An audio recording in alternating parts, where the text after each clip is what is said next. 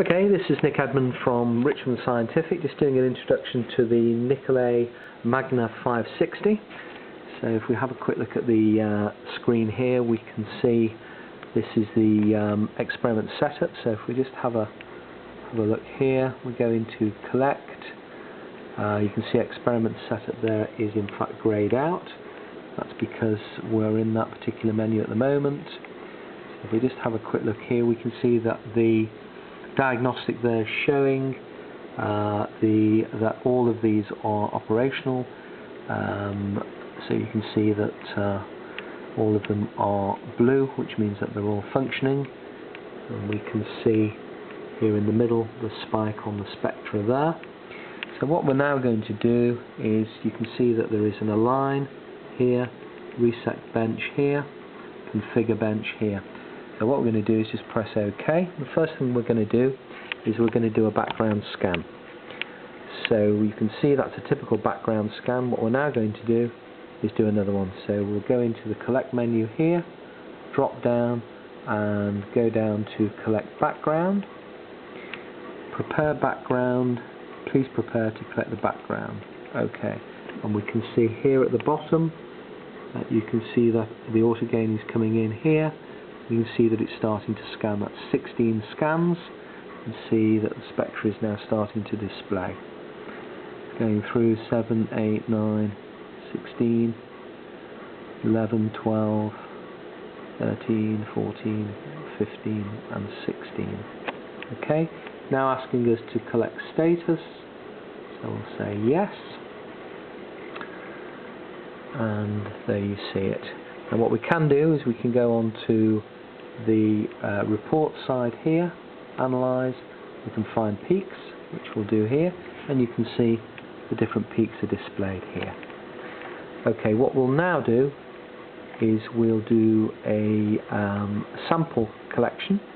So what we're going to do for this particular experiment is we're going to put in a polystyrene calibration film.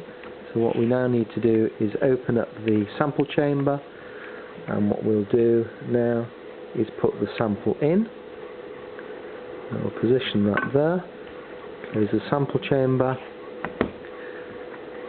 lock it down there, that's right, and then we'll go to collect sample, and we're now going to prepare or collect the sample, which is shown on the screen. So we can see here auto gaining.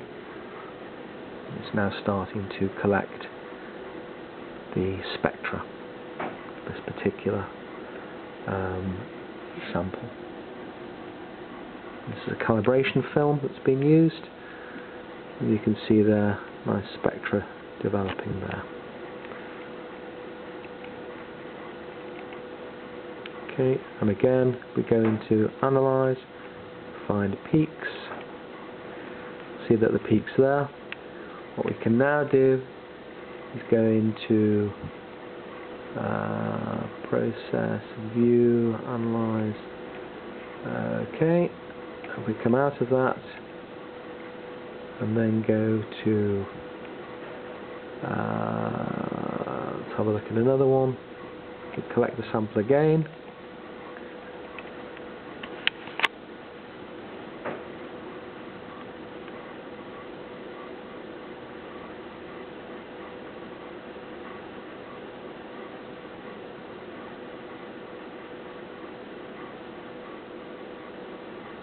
And we can see that again it's doing that. Okay. Yes. Okay. And we can see that they virtually replicate each other there. Okay, what we can now do is do a search, which is under the Analyze menu. And of course it's coming up with here 93% match for polystyrene, which is there. Okay, then we go back and we've got our sample here, which of course is polystyrene. So hopefully that shows that there. And that's calibrated against that. Take the sample out. Okay, let's have a little walk around the machine now. Obviously there's a computer, keyboard. We go on to the instrument itself. So what we're now going to do, I'm going to ask my assistant just to assist me. Andy, could you please open up the instrument from the top? I'll just take that off there. That should be okay. That's great. Okay.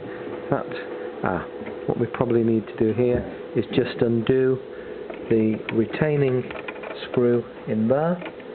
That's now okay, and then Andy will now open it up for us to have a look inside the instrument itself. Okay, and we'll put the hook to hold it there. Okay, that's now in position. Thanks, Andy. Okay, so we'll just talk around the instrument itself. This, of course, is the interferometer here.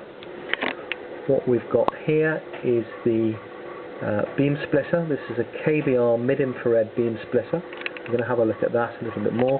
Obviously, you've got the mirrors. What we've also got here is the infrared source, which you can see is pretty hot, and that's obviously fully operational there. Have a look here. This, of course, is the detector, which is a DTGS KBR detector. You've got the mirrors showing here. It was very important to make sure that these are always kept very dry, and there's plenty of desiccant in them. The desiccant must be changed on a regular basis. So that's really, really important. If we have a look at the back here, we can see the laser, which is here.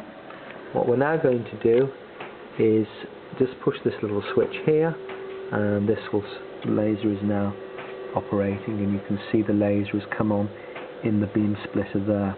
Andy, what I'd like you to do for me, if you would, is put a piece of white card in front of that, please, and we can demonstrate the laser. So a large piece of white card, yeah, and that will hopefully show the laser just in front of where the sample is, and people can see that. Okay, so you can put that in front of there for me, and then you can just about pick up, hopefully, the spot that's showing on there. Okay, so there you can see the laser, which is obviously bouncing off here. You can see the interferometer moving there. Let's give you some sort of an idea. I'm going to show you now how you can remove the beam splitter. So we'll turn the laser off, and then what we'll do is we will remove the beam splitter, which is very easy to do. Okay, so what we'll now do is simply twist this, and the beam splitter simply comes out, and there's the beam splitter for you. Very easy to fit. Be careful when you insert it to ensure that it's a good fit in there. Obviously the optics need to be protected when you do that. That's now fixed in place. We'll now go back and do another background scan. So hopefully that gives you an indication in terms of the different components that make up this Nicolet instrument. Andy, can I ask you please just to drop the lid down? That's great, thank you.